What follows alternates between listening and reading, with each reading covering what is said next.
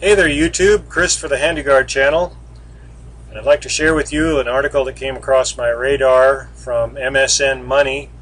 Some of you may have seen it if you have MSN for your homepage, but if you'd like to read it you can go to MSN Money and search the topic. I'm sure you can find it. Housing Bubble 2 has bloomed into full magnificence is the title. It's by Wolf Richter, and he's a little bit satirical and pretty sharp and a critic of the money printing and central banks and what's really caused this housing bubble 2, because it's basically the same as the first one, only worse, and it won't have a different ending. Into full magnificence, so he's being definitely being a little critical of it here with his terminology. There's a video in the front with some talking heads that want to spin it like it's a good thing that more houses are selling. But the problem is the prices have skyrocketed. As most of you know, the median price for an existing, mind you, home, not a new one, but a used home, median price $236,400. That's the price in between the high and the low, right in the middle, not an average. It's crazy. And he goes on to talk about it. I won't reread the whole article for you. Here's a magazine that he cites, the Great Dallas Land Rush, because Dallas is also one of these hot markets, and that was the title on the head of the page. Dallas Real Estate 2015, the hottest market ever. Statements like that usually are right before the fools rush in and get slaughtered as the bubble pops. So it's 1.13 million median price for a condo in San Francisco. Sound good to you? If you're a millionaire, that's who's driving the prices up. Are the millionaire, billionaire types, the financiers, the hedge funds, and speculators that can get their hands on cheap dough, borrow it for little or nothing, or they're getting it from the central bank, printing it and pumping it into the banks. Because you and I, we can't get a loan. In the video at the beginning, if you play it, you'll notice they mentioned the banks are more hopeful about the outlook for their mortgaging. They're more willing to lend to risky creditors, lenders. The reason is because Fannie and Freddie, Fannie Mae and Freddie Mac, the two government-sponsored enterprises that are buying up the mortgages as soon as the banks write them and loan the money to somebody to buy a house, Freddie and Fannie are buying up tons of them, especially the ones that are risky. And that's because the banks control the Federal Reserve. And they want it that way. They control the government. It takes the risk off the banker's balance sheet and puts it on yours. Because when Fannie and Freddie folded last time, we had to bail them out. And we're going to have to bail them out when they fold again. It's going to do the same thing. This is something very important you guys should all be concerned about. The plunge in home ownership rate from 69, almost 70% of people owned a home back before the collapse of the market in 08-09. Now it's like 63%. That's huge. And it is the worst collapse of home ownership since 1967. Fewer people are owning a home now. It hasn't been this bad since 1967.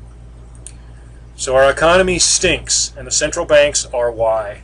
The money changers are behind all of the inflation, deflation that is going on to create these booms and busts, from which they plunder everything to themselves. The banks get richer, we get the shaft.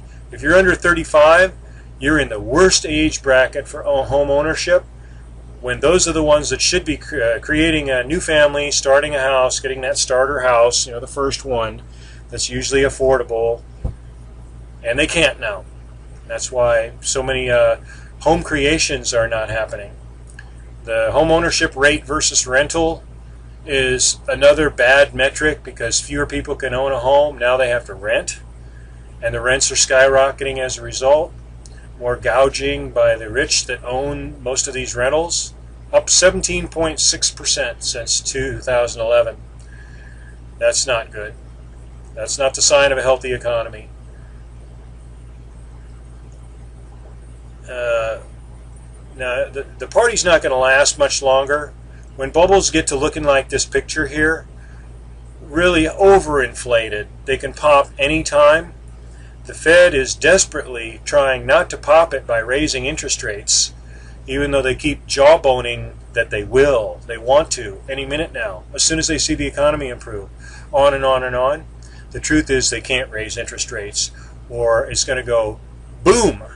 And that bubble you see right there is going to explode all over and just wipe out huge swaths of people in this economy. Because the bankers will make sure their risk is offshored to you and me.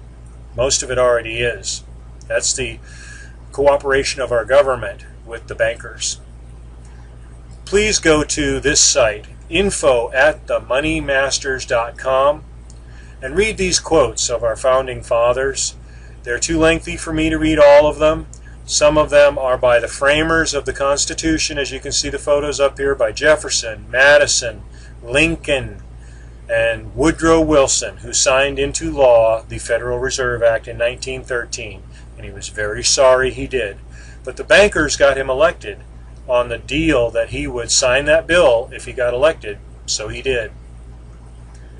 There are quotations by politicians that will spin your head around, and bankers that the quotations of the bankers should infuriate you, because their hubris and arrogance at the way they know what they're doing. They're plundering us. They're committing massive fraud, and they know it.